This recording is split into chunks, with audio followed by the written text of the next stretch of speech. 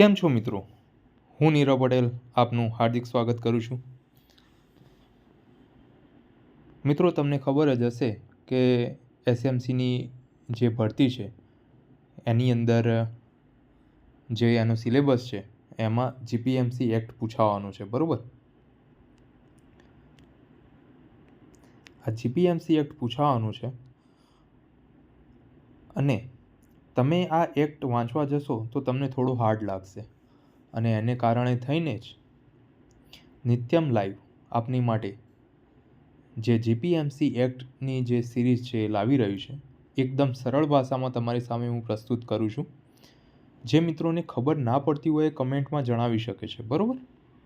Okay, હવે આપણે ક્યાં સુધી પહોંચ્યા છીએ તો કે એક પહેલો ભાગ જે હતો એ પૂરો થઈ ગયો છે. બીજો ભાગ આપણે આવ્યા છીએ, બરાબર? ટોટલ 31 ભાગો છે મિત્રો જીપીએમસી એક્ટમાં, અને એમાંથી આપણે વારાફરતી સ્ટેપ બાય સ્ટેપ એક પછી એક આપણે ભાગો ચલાવીએ છીએ. પહેલો ભાગ ન જોયો હોય તો તમે જોઈ શકો છો. એના પહેલાં પણ ઇન્ટ્રોડક્શન વિડીયો હતો, મતલબ કે જે જીપીએમસી એક્ટ ક્યાંથી આવ્યો, શું કર્યું, એની અંદર શું શું હતા પ્રાવધાનો, બરાબર? અત્યારે કેટલી મહાનગરપાલિકાઓ છે, સુધારાઓ કયા કયા થયા છે, બહુ મોસ્ટ આઈએમપી સુધારાઓ આપણે જોયા હતા એ વખતે. એના પછી પહેલો ભાગ જોયો. પહેલા ભાગની અંદર આપણે શું જોયું તો કે જે અલગ અલગ વ્યાખ્યાઓ જે છે, ડેફિનેશનો જે છે કે જે આ એક્ટની અંદર યુઝ થાય છે, તો એ બધી ડેફિનેશનો જોઈ, બરાબર? તો હવે આપણે બીજો ભાગ જોઈશું. મિત્રો, તમે જો આ એક્ટ જોયો હશે ને તો તમને ખબર હશે કે આ જે બીજો ભાગ જે છે એ થોડો લાંબો છે, અને એના કારણે થઈને આપણે આ બીજો ભાગને 2 વિડીયોમાં ડિવાઈડ કર્યો છે, બરાબર? તો બીજો ભાગનો પહેલો વિડીયો તમે આ જોઈ લો, એના પછી તમે બીજો જોજો. બીજો એના પછી અપલોડ કરું છું. ઓકે, ચાલો. હવે આ બીજા ભાગની અંદર શું છે તો જુઓ મિત્રો, આપણે મ્યુનિસિપલ કોર્પોરેશન તો કહીએ છીએ, મ્યુનિસિપલ કોર્પોરેશન, પણ આ કોર્પોરેશનની અંદર કોણ હોય છે? એનું વહીવટી માળખું, એનું નાગરિક માળખું અને તેના નિયમો આપણે જોઈશું. શું જોઈશું તો કે આ કોર્પોરેશનની અંદર કોણ કોણ હોય છે? ધારો કે મ્યુનિસિપલ કમિશનર થઈ ગયા, કોર્પોરેશનની અંદર કાઉન્સિલરો થઈ ગયા, બરાબર?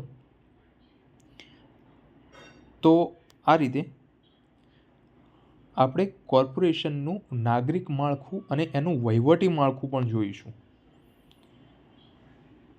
બીજું શું જોવાના છીએ તો કે જે કોર્પોરેશનની અંદર જે વ્યક્તિઓનો સમાવેશ થાય છે, એમની સત્તા કેટલી છે, ચૂંટણી કેવી રીતે થાય છે, તેઓ વહીવટ કેવી રીતે કરે છે, અને જે કાઉન્સિલરો જે છે એની લાયકાતો કઈ કઈ છે, બરાબર?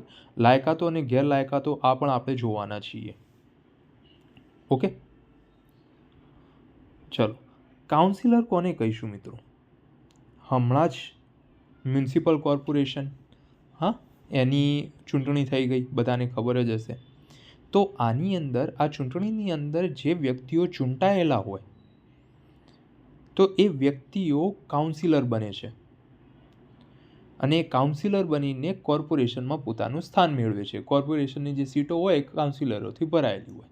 એનો સીધો મતલબ શું થયો મિત્રો કે આ જે કાઉન્સિલરોની જે ચૂંટણી છે એ કોના દ્વારા થાય છે તો કે એમની મતલબ એ કોના દ્વારા ચૂંટાય છે તો કે લોકો દ્વારા, બરાબર? જ્યારે આ મ્યુનિસિપલ કોર્પોરેશનની અંદર એક કમિશનર હોય છે, જેને આપણે કહીશું મ્યુનિસિપલ કમિશનર, બરાબર? તો આ કમિશનરની નિમણૂક કોણ કરે છે તો કે રાજ્ય સરકાર. ઓકે, કાઉન્સિલરોની ચૂંટણી થશે અને એ ચૂંટણી મતલબ રાજ્ય ચૂંટણી આયોગ કરે છે, પરંતુ ચૂંટાય છે કેવી રીતે? લોકો દ્વારા ચૂંટાય છે. જ્યારે જે કમિશનર હોય છે એ રાજ્ય સરકાર દ્વારા નિમણૂક પામે છે. ઓકે, ચાલો. હવે આ જે મ્યુનિસિપલ કોર્પોરેશનની અંદર કઈ કઈ વ્યક્તિઓનો સમાવેશ થાય છે એ બધું આપણે જોવાના છીએ. તો શરૂઆત કરીએ.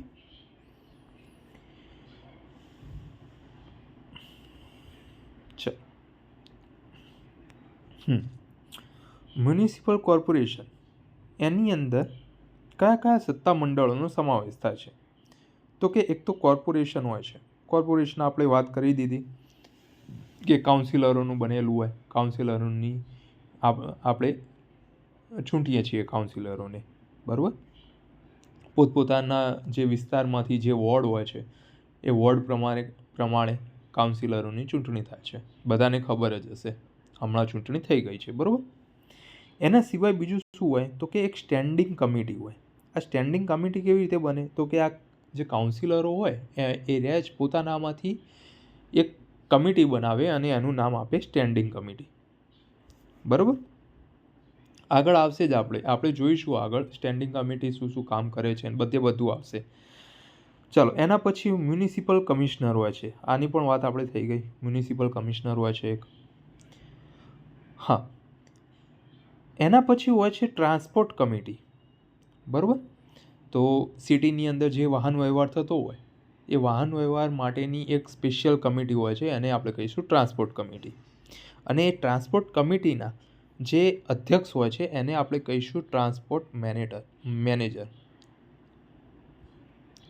સોરી, ટ્રાન્સપોર્ટ કમિટીના અધ્યક્ષ નહીં મિત્રો, આ જે ટ્રાન્સપોર્ટ મેનેજર હોય છે ને એ આખો અલગ વ્યક્તિ હોય છે એક, બરાબર. જેમ મ્યુનિસિપલ કમિશનર હોય છે એવી જ રીતે ટ્રાન્સપોર્ટ મેનેજર હોય છે. આ બંને ખાસ યાદ રાખજો મિત્રો. જેમ મ્યુનિસિપલ કમિશનર હોય છે એવી જ રીતે ટ્રાન્સપોર્ટ મેનેજર હોય છે, બરાબર. આ મ્યુનિસિપલ કમિશનર બધાને જ ખબર હશે, પરંતુ આ ટ્રાન્સપોર્ટ મેનેજર નહીં ખબર હોય. પરંતુ આ પણ તમે ધ્યાન રાખજો, દરેક જે મ્યુનિસિપાલિટી જે છે એની અંદર મ્યુનિસિપલ કમિશનરની સાથે સાથે ટ્રાન્સપોર્ટ મેનેજર પણ હોય છે. તો અહીંયા તમારે જે સત્તામંડળો છે એ યાદ રાખવાના છે. Corporation, standing committee, municipal commissioner, transport committee અને ટ્રાન્સપોર્ટ મેનેજર. ઓકે.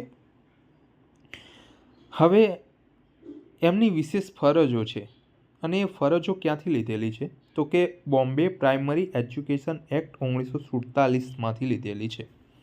પ્રાથમિક શિક્ષણના સંદર્ભમાં કોર્પોરેશન પર લાદવામાં આવેલી ફરજો, બરાબર. આ કેટલીક ફરજોને આધીન રહીને પોતાનું કામ કરતા હોય છે આ જે સત્તામંડળો જે છે, મ્યુનિસિપલ સત્તામંડળો છે એ રહ્યા, બરાબર. તો આ ફરજો ક્યાંથી લેવામાં આવી છે મિત્રો? તો કે બોમ્બે પ્રાઇમરી એજ્યુકેશન એક્ટ 1947. આ તમારે યાદ રાખવાનું છે. ઓકે, ચલો આગળ જોઈએ.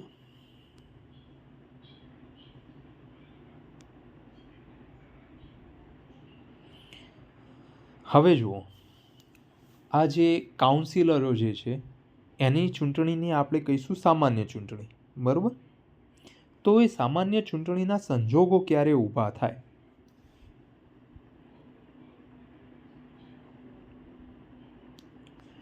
જો દરેક કોર્પોરેશનમાં સીધી ચૂંટણી દ્વારા કાઉન્સિલરોની પસંદગી માટેના નિર્ધારિત કારણો, મતલબ કે જે કાઉન્સિલરો જે છે એ સાદી ચૂંટણી કહો તો ભાઈ સીધી ચૂંટણી, ડાયરેક્ટ ચૂંટણી આપણે જે ચૂંટીએ છીએ એના દ્વારા એમની પસંદગી થાય છે. પરંતુ શાના કારણે થાય છે? તો એના મુખ્ય બે કારણો જે છે એ જોઈશું. સામાન્ય ચૂંટણી થાય છે. હા, હમણાં આપણી જે ચૂંટણી હતી એ જ છે, બરાબર. એ આપણે ઉદાહરણ તરીકે લઈ શકીએ. તો કે ભારતના બંધારણના અનુચ્છેદ 243Q ખંડ 2 હેઠળ સ્પષ્ટ કર્યા મુજબનો વિશાળ શહેરી વિસ્તાર બનાવવામાં આવે. વિશાળ શહેરી વિસ્તાર બનાવવામાં આવે ત્યારે આ પ્રકારની ચૂંટણી થાય. જો મિત્રો, હમણાં ચૂંટણી પૂરી થઈ છે એટલે બધાને તાજું ઉદાહરણ માઇન્ડમાં રાખવાનું જ કેવી રીતનું હોય. ધારો કે પહેલાં 8 મહાનગરપાલિકાઓ હતી, બરાબર. એના પછી નવી 2025ની અંદર બની, બરાબર. તો જે મહાનગરપાલિકાઓ નવી બની છે એની અંદર સૌથી પહેલી વખત આ રહી સામાન્ય ચૂંટણી હતી, રાઈટ. તો આ સામાન્ય ચૂંટણીની જરૂર ક્યારે પડે? તો કે કાઉન્સિલરો ઊભા કરવા માટે. મહાનગરપાલિકા બની તો મહાનગરપાલિકાની અંદર કાઉન્સિલરોની જરૂર પડશે, અને કાઉન્સિલરો ક્યાંથી લાવીશું આપણે? તો કે આપણે ચૂંટીને લાવીશું, અને એના માટે જ આરઈ ચૂંટણીની રજૂઆત કરી હતી. ચૂંટણી હમણાં પૂરી થઈ. બરાબર. તો કે વિશાળ શહેરી વિસ્તાર બનાવવામાં આવે એ વખતે મહેસાણા નગરપાલિકા જે હતી એ મહાનગરપાલિકા બની. તો એક વિશાળ શહેરી વિસ્તાર બન્યો અને એને મહાનગરપાલિકા ઘોષિત કરી. તો એના માટે કાઉન્સિલરોની જરૂર પડશે, અને એના માટે સામાન્ય ચૂંટણીની જરૂર પડશે, જે હમણાં યોજાઈ ગઈ. બરાબર. હવે આ અનુચ્છેદ યાદ રાખવાનું છે 243 ક્યુ હેઠળ શહેરી વિસ્તાર બનાવવા માટે. ઓકે, ભારતના બંધારણના અનુચ્છેદ 243 ક્યુ. બીજું શું છે? તો કે સેશન્સ એક્ટ 1948 હેઠળ વસ્તી ગણતરી કરવામાં આવે અને એના સંબંધિત આંકડાઓ પ્રકાશિત કરવામાં આવ્યા હોય. એનો મતલબ કે વસ્તી ગણતરી કરી. બરાબર. હવે વસ્તી ગણતરી શરૂઆત થવાની છે એની. હવે કોઈ વોર્ડની અંદર કોઈ જે વસ્તી જે છે, અથવા તો કોઈ વિસ્તારની અંદર, શહેરી વિસ્તારની અંદર વસ્તીનો વધારો થયો છે, તો આ જે કાઉન્સિલરો જે હોય છે ને, એરિયા કેવી રીતે હોય છે કે અમુક વસ્તી હોય, અમુક લાખ વ્યક્તિ હોય, તો એ વસ્તીના અનુરૂપ કાઉન્સિલરોની સંખ્યા હોય છે, જે એનું પ્રતિનિધિત્વ કરતા હોય છે.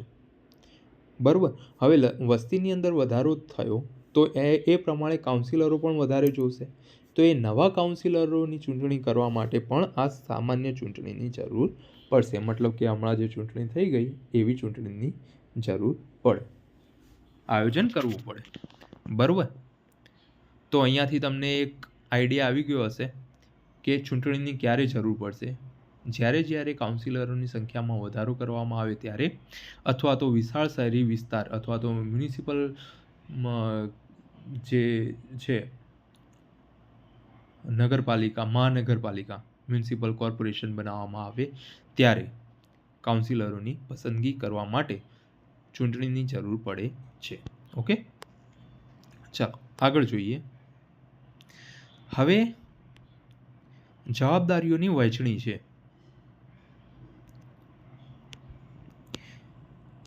જવાબદારીઓની વહેંચણી છે કોના કોના વચ્ચે? તો કે રાજ્ય સરકાર અને ચૂંટણી આયોગ વચ્ચે. તો એ જોઈ લઈએ. જો આ જે કોઠો છે ને એ તમારા માટે આઈએમપી છે. સ્ક્રીનશોટ પાડવો હોય તો પાડી લેજો. રાજ્ય સરકાર શું જવાબદારી રાખે અને રાજ્ય ચૂંટણી આયોગ શું જવાબદારી લેશે?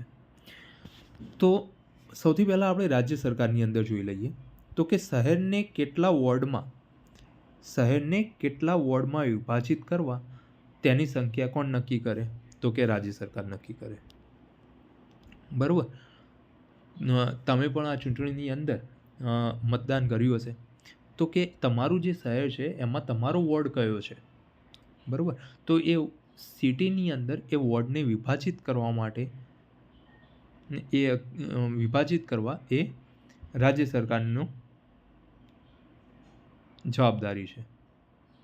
એવી જ રીતે કોર્પોરેશનમાં ચૂંટાવાવાળા કાઉન્સિલરોની કુલ સંખ્યા એ પણ રાજ્ય સરકારનું જવાબદારી છે. કોર્પોરેશનની અંદર ચૂંટાવાવાળા કાઉન્સિલરોની કુલ સંખ્યા કેટલી હશે એ પણ રાજ્ય સરકાર નક્કી કરશે. બરાબર. એ જ રીતે SC ST પછાત વર્ગો અને મહિલાઓની તરફેણમાં અનામત રાખવાના બેઠકની સંખ્યા કોણ નક્કી કરશે? તો કે રાજ્ય સરકાર નક્કી કરશે. તો આના ઉપરથી તમને આ ત્રણ વસ્તુનો ખ્યાલ આવી જવો જોઈએ કે રાજ્ય સરકાર શું નક્કી કરે છે, એની જવાબદારી કઈ છે. તો કે આખી જે સિટી હોય એને વોર્ડમાં વિભાજિત કરવા, કાઉન્સિલરોની કુલ સંખ્યા શોધવી, અને SC ST પછાત વર્ગો એટલે કે OBC અને મહિલાઓની તરફેણમાં કેટલી અનામત રાખવાની બેઠકો જે હોય એ નક્કી કરવી. બરાબર. એ રાજ્ય સરકાર નક્કી કરશે. અહીંયા લખેલું છે જાહેરનામા દ્વારા.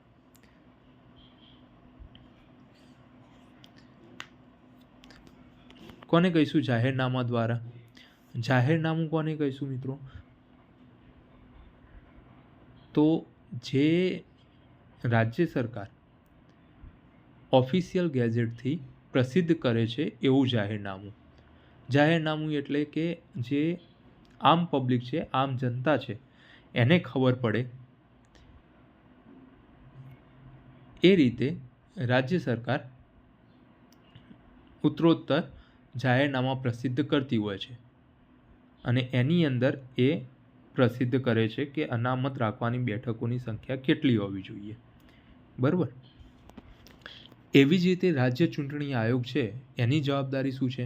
તો કે વોર્ડની જે સીમાઓ છે એ રહી નક્કી કરવી. બરાબર. રાજ્ય સરકાર શું કરતી હતી? તો કે જે સિટી હતી એને વોર્ડમાં વિભાજિત કરતી. એની સામે રાજ્ય ચૂંટણી આયોગ શું કરશે? તો કે વોર્ડની સીમાઓ નક્કી કરશે. એક વોર્ડની સીમા ક્યાં સુધી હશે, ક્યાં સુધી ફેલાયેલી હશે એ નક્કી કરશે. બીજું, અનામત રાખવામાં આવેલી બેઠકોની વિવિધ વોર્ડ વચ્ચે ફાળવણી કરવી. અનામત રાખવાની જે જવાબદારી છે એ રાજ્ય સરકાર નક્કી કરે છે. જ્યારે અનામત રાખવામાં આવેલી જે બેઠકો છે એના અલગ અલગ વોર્ડની અંદર કેવી રીતે ફાળવણી કરવી એનું કામ કોનું છે? તો કે રાજ્ય ચૂંટણી આયોગનું. ઓકે, તો આ બંને ખાસ ધ્યાન રાખજો, આઈએમપી છે. હવે જોઈએ અનામત બેઠકોની ફાળવણી કેવી રીતે થાય છે.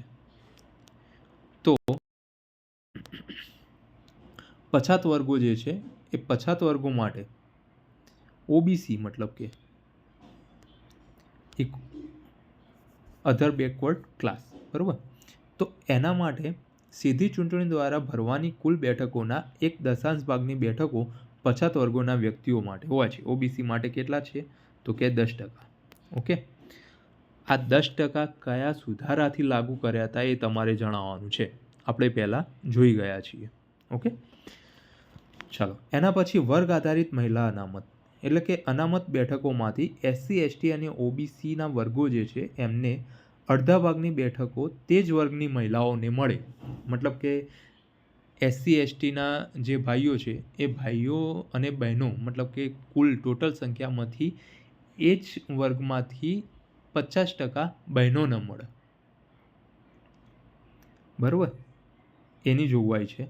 બીજું, કુલ મહિલા અનામત કીધી છે તો કે કોર્પોરેશનની કુલ બેઠકોમાંથી અડધા ભાગની બેઠકો એસસી, એસટી, ઓબીસી વર્ગોની મહિલાઓ સહિત કુલ મહિલાઓ માટે આ બેઠકો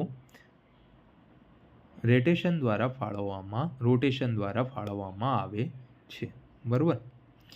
ધારો કે કોઈ વોર્ડની અંદર 10 સીટો છે, તો આ 10 સીટોમાંથી પહેલેથી જ 5 સીટો કોની થઈ જશે? તો કે મહિલાઓ માટેની થઈ જશે. ઓકે, એક એ રીતે અનામત રાખવામાં આવે, મતલબ કે કુલ મહિલા અનામત. બીજું કેવી રીતે રાખવામાં આવે? તો કે વર્ગ આધારિત મહિલા અનામત. ધારો કે આ 10 સીટોમાંથી 2 સીટ એસટીની છે,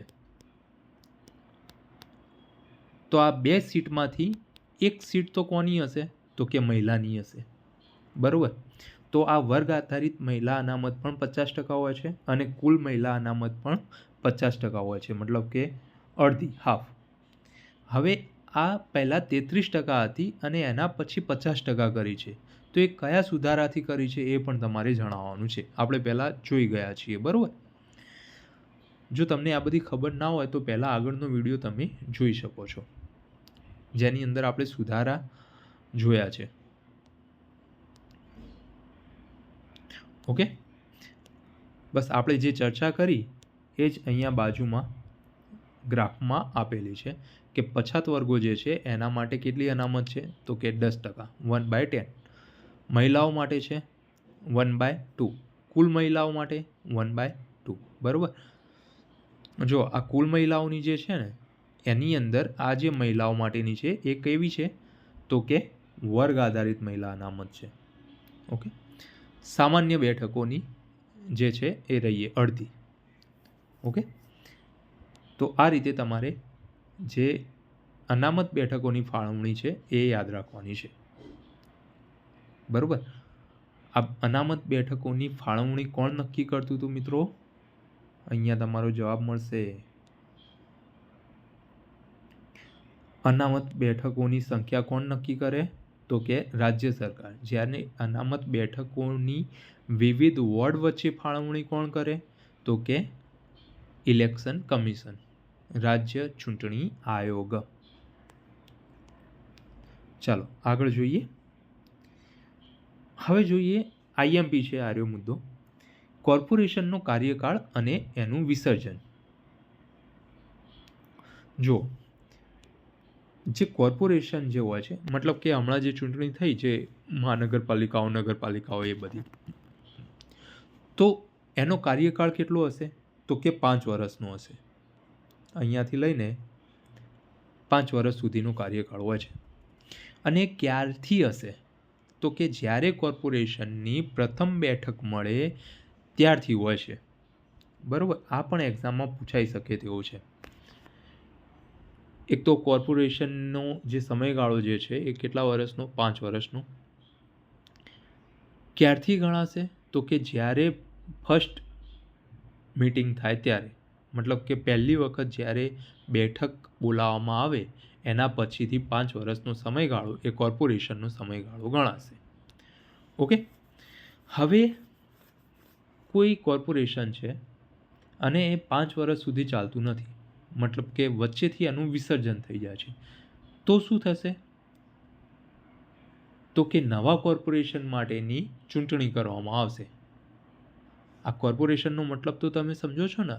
આપણે જે અત્યારે ચૂંટીને જે મોકલ્યા જે માણસોના, એ કાઉન્સિલરો છે, અને એ કાઉન્સિલરો ભેગા મળીને એક કોર્પોરેશનની રચના કરે. બરાબર?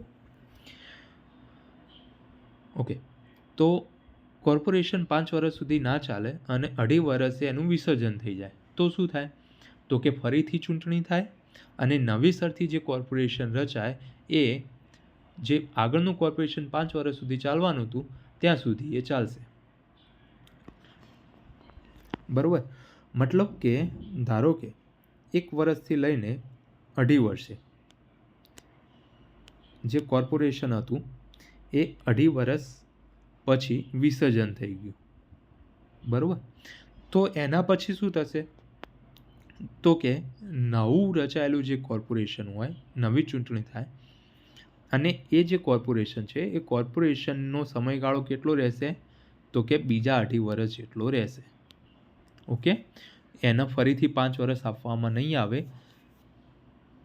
આગળના કોર્પોરેશનના જે 5 વર્ષ હતા એમાંથી પહેલા કોર્પોરેશને 2.5 વર્ષ લઈ લીધા અને વિસર્જન થયું, તો બીજું જે કોર્પોરેશન છે એનું કાર્યકાળ 2.5 વર્ષનો રહેશે.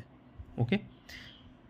એવી જ રીતે ધારો કે પહેલું કોર્પોરેશન એ 4 વર્ષે વિસર્જન થાય છે એનું, તો બીજા કોર્પોરેશનનો સમયગાળો કેટલો રહેશે? તો કે 1 વર્ષનો. બરાબર? ખબર પડી જશે ને? ઓકે. હવે તો કે હવે આ જે કાઉન્સિલરો જે હોય છે એની અંદર, આ કોર્પોરેશનની અંદર, એ કાઉન્સિલરોની મુદત એ પણ કોર્પોરેશનની મુદત સાથે સવિસ્તૃત રહેશે. બરાબર?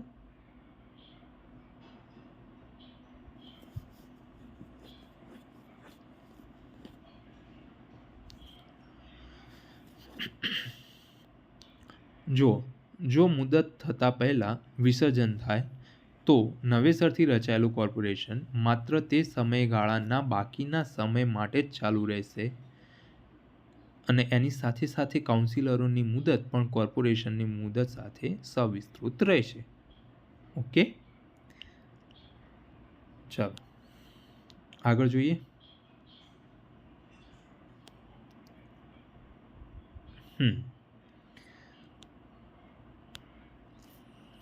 હવે જોઈએ કે નવી ચૂંટણીની સમય મર્યાદા કેટલી હોય.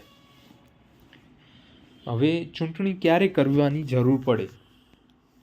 તો કે સામાન્ય સંજોગોમાં 5 વર્ષની મુદત પૂરી થતાં પહેલાં ચૂંટણી કરી દેવી પડે.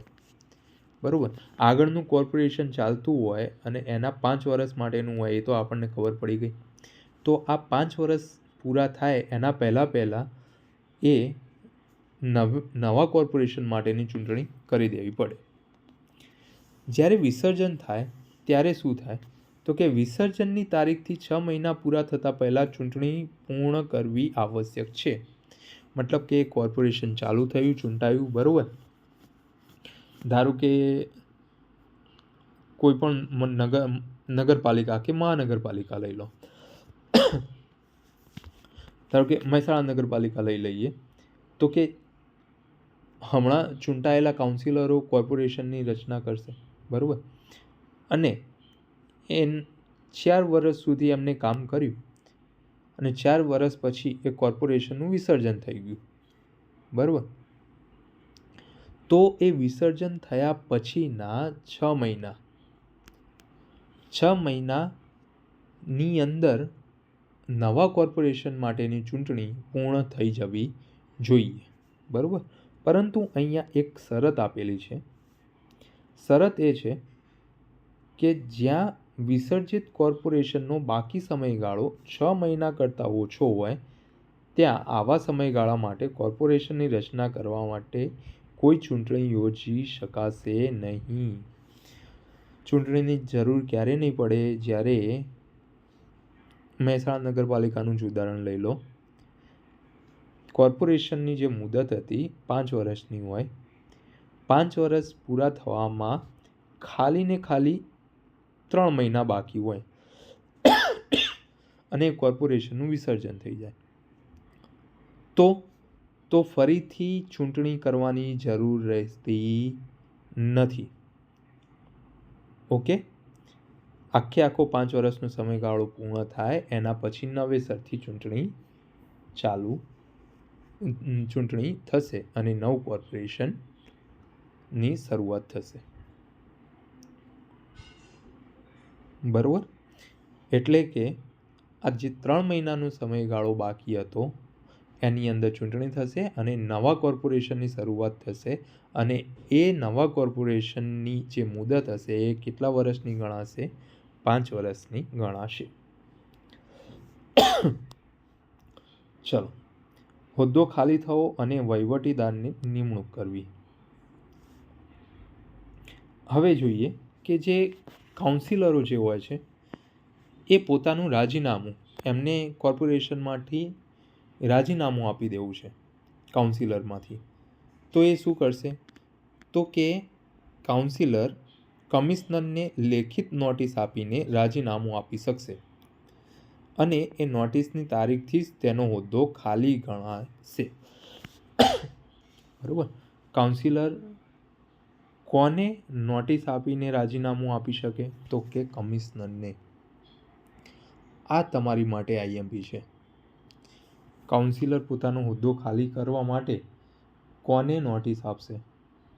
રાજીનામું કોને આપે છે કાઉન્સિલર? તો કે કમિશનરને આપે છે. આઈએમપી છે મિત્રો, યાદ રાખજો. અને નોટિસની તારીખથી જ એમનો હોદ્દો ખાલી ગણાશે. જે દિવસે નોટિસ આપે એ દિવસે એમનો હોદ્દો ખાલી, બરાબર. એ નોટિસનો સ્વીકાર ક્યારે કર્યો એ આપણે જોવાનું નથી. નોટિસ આપી એટલે એમનો હોદ્દો ખાલી, બરાબર. એવી જ રીતે સામાન્ય જે ચૂંટણી પૂરી થાય છે એના પછી પ્રથમ બેઠક સુધીના સમયગાળા દરમિયાન રાજ્ય સરકાર કોર્પોરેશનના વહીવટ માટે વહીવટદારની નિમણૂક કરી શકશે, બરાબર. હવે જો હમણાં ચૂંટણી થઈ, હવે કોર્પોરેશનની શરૂઆત ક્યારે થાય? તો કે પ્રથમ બેઠક પછી શરૂઆત થાય. તો ઘણા કોર્પોરેશનની અંદર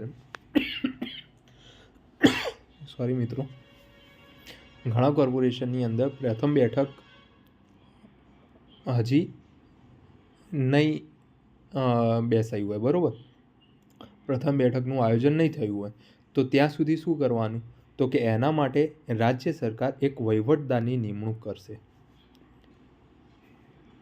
તે મ્યુનિસિપલ કમિશનર અને ટ્રાન્સપોર્ટ મેનેજર સિવાયના કોર્પોરેશનની તમામ સત્તાઓ અને ફરજોનો ઉપયોગ કરશે, બરાબર. તો જ્યાં સુધી પહેલી બેઠક બને અને કોર્પોરેશનની શરૂઆત થાય ત્યાં સુધી રાજ્ય સરકાર દ્વારા વહીવટદારની નિમણૂક કરવામાં આવશે. અને આ વહીવટદાર કયો વહીવટ કરશે? તો કે જે મ્યુનિસિપલ કમિશનર અને ટ્રાન્સપોર્ટ મેનેજર જે વહીવટ કરશે એના સિવાયના તમામ સત્તાઓ, તમામ વહીવટ આ વહીવટદાર દ્વારા કરવામાં આવશે, પરંતુ ક્યાં સુધી? જ્યાં સુધી પેલી પહેલી બેઠક ના મળે ત્યાં સુધી એ કામ કરશે. બરાબર? ઓકે, ચલો હવે જોઈએ કે જે કાઉન્સિલરો હોય છે એમની લાયકાત અને ગેરલાયકાત કઈ છે. બરાબર? મતલબ કે કાઉન્સિલર બનવા માટે એમની લાયકાતો કઈ હોવી જોઈએ એ જોઈએ પહેલાં. તો કે મ્યુનિસિપલ ચૂંટણી યાદીમાં કોઈપણ વોર્ડમાં મતદાર તરીકે એરો નોંધાયેલો હોવો જોઈએ. મતલબ કે એ જે જગ્યાએથી ઊભો થયો છે કાઉન્સિલર તરીકે, તો કે એ જે તે વોર્ડની અંદર થી એરો ઊભો થાય છે ચૂંટણી લડવા માટે, તો એ વોર્ડમાં પોતે તો એ મતદાર હોવો જ જોઈએ. ઓકે, તો એક એરેય કન્ડિશન છે. બીજી કઈ કન્ડિશન છે? તો કે ઉમેદવારી નોંધાવવાની છેલ્લી તારીખે તે 21 વર્ષ પૂર્ણ કરી ચૂક્યો હોવો જોઈએ. બરાબર? અહીંયાથી પ્રશ્ન પૂછાય કે કાઉન્સિલર બનવા માટે કેટલા વર્ષની ઉંમર જરૂરી છે? તો કે 21 વર્ષની ઉંમર જરૂરી છે. બરાબર? ઓછામાં ઓછા 21 વર્ષ તો તમે પૂર્ણ કરેલા હોવા જોઈએ. ગેરલાયકાત જોઈ લઈએ. તો કે protection of civil rights act 1955 હેઠળ ગુના માટે દોષિત ઠરેલ હોય તેવો વ્યક્તિ ના હોવો જોઈએ. બરાબર? જેલમાંથી મુક્ત થયાને 5 વર્ષ ન વીત્યા હોય. બરાબર? જેલમાંથી મુક્ત થઈ ગયો હોય અને 5 વર્ષ વીતી ચૂકેલા હોય તો પછી એ કાઉન્સિલર બની શકે છે, પરંતુ હજી 5 વર્ષ પૂરા જ નથી થયા તો એ નહીં બની શકે. બરાબર? નૈતિક અધપતન થયું હોય અને 6 મહિનાથી વધુ સમયની જેલની સજા અથવા તો દેશ નિકાલની સજા પામેલ હોય. બરાબર? 6 મહિનાથી વધુ જેલની સજા થઈ હોય તો એ કાઉન્સિલર ના બની શકે, અથવા તો દેશ નિકાલની સજા થઈ હોય તો પણ એ કાઉન્સિલર ના બની શકે. ક્યાં સુધી? તો કે સજા રદ કે માફ ન થઈ હોય ત્યાં સુધી. જો એની સજા રદ થઈ જાય કે માફ થઈ જાય તો પછી એ બની શકે છે. બરાબર? તો અહીંયાથી તમારે એર્યું યાદ રાખવાનું છે. એક્ઝામમાં પ્રશ્ન એ રીતે પૂછાય કે નીચેનામાંથી કાઉન્સિલર બનવા માટેની લાયકાત કઈ છે? બીજી બધી ગેરલાયકાતો હશે ને એક લાયકાત હશે, અથવા તો ગેરલાયકાત કઈ છે? તો કે બીજી બધી લાયકાતો હશે ને એક ગેરલાયકાત હશે. એવી રીતે પૂછાઈ શકે છે. બરાબર? ચાલો, વ્યવસાયિક અને વહીવટી ગેરલાયકાતો. આ અન્ય ગેરલાયકાતો છે. યાદ રાખજો મિત્રો કે નાદાર જાહેર થયેલો ન હોવો જોઈએ. નાદાર એટલો મતલબ કે દેવાળીઓ ના થયેલો હોવો જોઈએ કોઈ માણસ. બરાબર? દેવાળીઓ એટલે બધા પોતપોતાના લાઈફની અંદર દેવાળિયા થાય છે, બરાબર છે, પરંતુ સરકાર સામે ના થયેલા હોવા જોઈએ. મતલબ કે કોઈ ગવર્મેન્ટ બેંકમાંથી એમને લાખો રૂપિયાની લોન લીધી હોય અને એને પછી ચૂકવી જ ના હોય અને પછી ગવર્મેન્ટે એને નાદાર અથવા તો દેવાળીઓ જાહેર કર્યો હોય તો એ ના થયેલું હોવું જોઈએ. બીજું છે હોદ્દાનો ટકરાવ. નફાકારક પદ. કમિશનરનો હોદ્દો અને કોર્પોરેશન અથવા કોર્પોરેશન હેઠળ નફાકારક પદ ધરાવતો હોય અથવા શહેરમાં કોઈ ન્યાયિક હોદ્દો ધરાવતો હોય. બરાબર? ધારો કે કોર્પોરેશન કમિશનરનો હોદ્દો કે કોર્પોરેશન હેઠળ નફાકારક પદ ધરાવતો હોય. મતલબ કે કોર્પોરેશન દ્વારા કોઈ જગ્યાએ બગીચો બનાવવાની હોય, રજૂઆત થયેલી હોય અને એ બગીચા બનાવવા માટેનો કોન્ટ્રાક્ટ એના જોડે હોય, ધારો કે જે તે વ્યક્તિ જોડે હોય, તો એનો મતલબ શું થયો? તો કે કોર્પોરેશન હેઠળ એ નફાકારક પદ ધરાવતો થયેલો ગણાય. તો એવું ન થવું જોઈએ, એવો ના હોવો જોઈએ. અથવા તો શહેરમાં કોઈ ન્યાયિક હોદ્દો ધરાવતો હોય એવું ના થયેલું જોઈએ. બરાબર? ન્યાયિક હોદ્દો ધરાવતો હોય મતલબ કે કોઈ સિવિલ હોય, જજ હોય, એવો ના હોવો જોઈએ સિટીની અંદર, અને એ કાઉન્સિલર ના બની શકે. બરાબર? બીજું કે લાયસન્સ ધારક. મતલબ કે વ્યવસાયિક લાયસન્સવાળો surveyor, architect, engineer, clerk of works, plumber અથવા એવી પેઢીનો કોઈ સભ્ય ન હોવો જોઈએ. બરાબર? અહીંયા હોય એટલા માટે લખેલું છે કે અહીંયા ઉપર આપણે ગેરલાયકાતો લખ્યું છે, બરાબર. આ બધી ગેરલાયકાતો છે, મતલબ કે એ ના હોવો જોઈએ, લાયસન્સવાળો કોઈ ધારક ના હોવો જોઈએ. ઓકે. એના પછી કે બાકી રકમ અને સુવિધા. વિશેષ નોટિસ બજાવ્યા પછી 3 મહિનામાં કોર્પોરેશનની બાકી રકમ ન ચૂકવી હોય અથવા સામાન્ય રહેઠાણના સ્થળે વોટર ક્લોઝેટ કે પ્રીવીની સુવિધા, પ્રીવી એટલે શૌચાલય, આ આપણે જે વ્યાખ્યાઓ શીખ્યા ભાગ 1માં એની અંદર આપણે ચર્ચા કરી ચૂકેલા છીએ.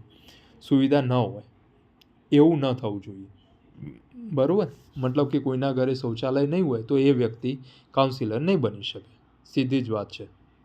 વોટર ક્લોઝેટ એટલે તો કે જે મૂતરડી હોય પછી ટોયલેટ હોય એ બધાનો જેટલો વિસ્તાર છે એને વોટર ક્લોઝેટ કહીશું. તો એ પણ ના હોય તો એ ના બની શકે. બીજું છે નોટિસ બજાવ્યા પછી હવે મ્યુનિસિપલ કોર્પોરેશનનો કોઈને વેરો ન ભર્યો હોય, બરાબર. એના પછી કોર્પોરેશનમાંથી નોટિસ આવી હોય અને નોટિસ આવ્યા પછી પણ 3 મહિનાની અંદર એને જે બાકી રકમ છે કાં તો પછી જે વેરો છે એ ભર્યો ન હોય તો પણ એ કાઉન્સિલર બની નહીં શકે. ઓકે, ચાલો આગળ જોઈએ. કરાર સંબંધી ગેરલાયકાતો અને અપવાદો.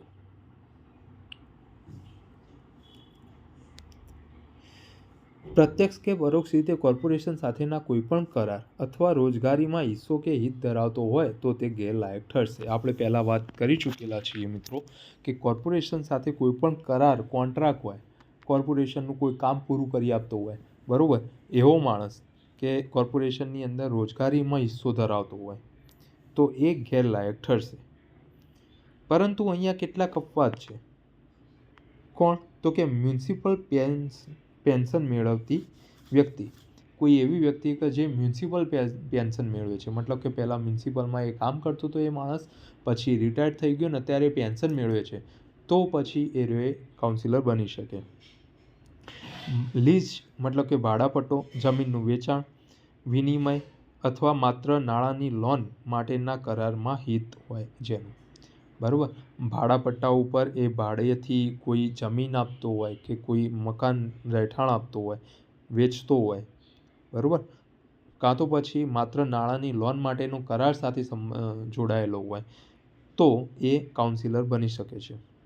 કોઈપણ અખબારમાં હિત જેમાં કોર્પોરેશનની કામકાજ સંબંધિત જાહેર ખબર છપાતી હોય. કોર્પોરેશનની સંબંધિત મતલબ કે કોર્પોરેશન જે કામ કરે છે તો એ કામના સંબંધિત જાહેર ખબર છપાતી હોય એવા કોઈ છાપખાનાની અંદર અખબારમાં એ પોતાનું હિત હોય, મતલબ કે એની સાથે સંકળાયેલો હોય તો પણ એ કાઉન્સિલર બની શકે છે. આ કેટલાક અપવાદો છે. આ સિવાય નાણાકીય મર્યાદો, વાર્ષિક છૂટછાટ, આ થોડા બીજા અપવાદ છે, એ પણ જોઈ લઈએ. તો કે 2000 રૂપિયા યાદ રાખજો.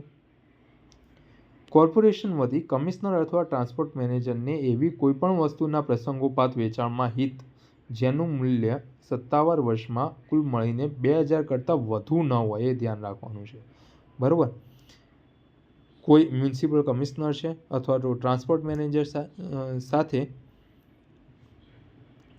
એ જોડાયેલો હોય કે જેની અંદર એનું હિત મતલબ કે એનો નફો 2000 રૂપિયા કરતાં વધારે ન હોય તો એ કાઉન્સિલર બની શકે છે, બરાબર.